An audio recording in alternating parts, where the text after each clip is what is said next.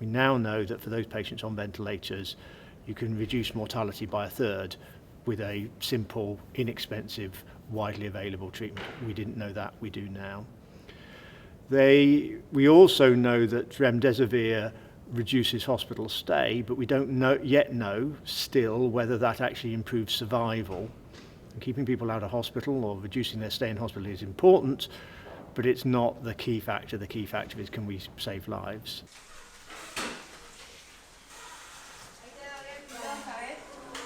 Hydroxychloroquine, despite all its previous hype and advocacy and so on, we know that hydroxychloroquine does not work in patients in hospital.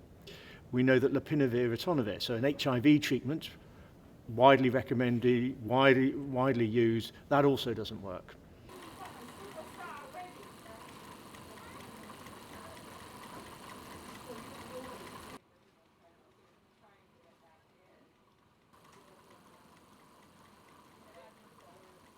It's been given to over 100,000 people in the US, but in a non-randomized study, so there's nobody to compare it with. So we don't know whether those people did well, really well, it made no difference, or in fact potentially that they even did less well because of the convalescent plasma.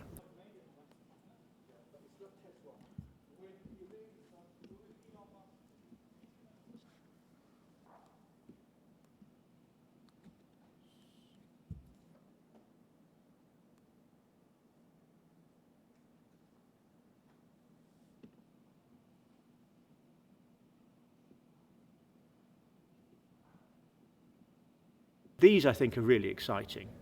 These are the sort of treatments that did not exist at the beginning of the year because we didn't have the virus and nobody had developed treatments against a virus that had only just emerged. We now have them. They've been used in a few hundred patients, so we know something about their safety, but we still don't know, do they save lives?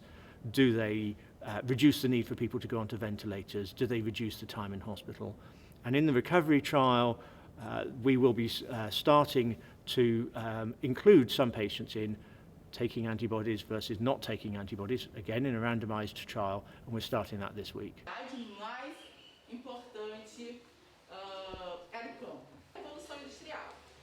Na segunda industrial, eu vou revisando. Se na primeira revolução industrial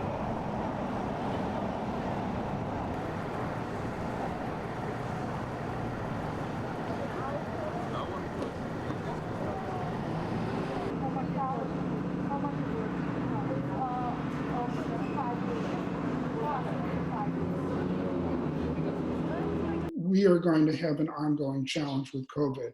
The good news is we know ways to reduce the impact. We know now that social distancing can work. We know now that wearing masks can reduce both the risk to others and the risk to yourself. And we need really consistent public health messaging around this and engagement.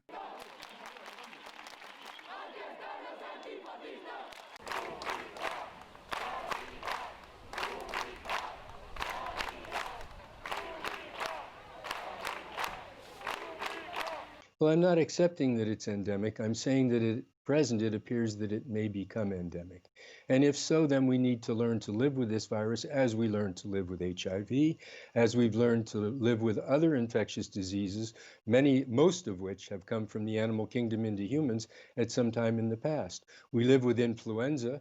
Influenza has a fairly significant mortality in the elderly populations. Possibly about 400,000 people die each year from influenza. That's what the modelers anticipate is occurring each year. So we have a disease that's high mortality, a bit higher mortality, it appears, than influenza, and we're going to have to learn how to protect people who are at greatest risk of serious illness.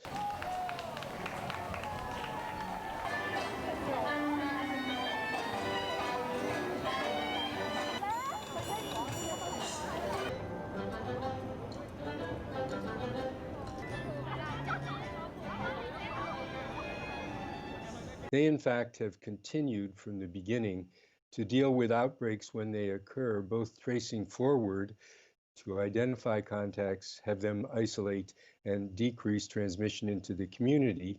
And at the same time, they've worked backwards looking for the source of infection and trying to shut down those sources intermittently rather than just shutting down their entire economies.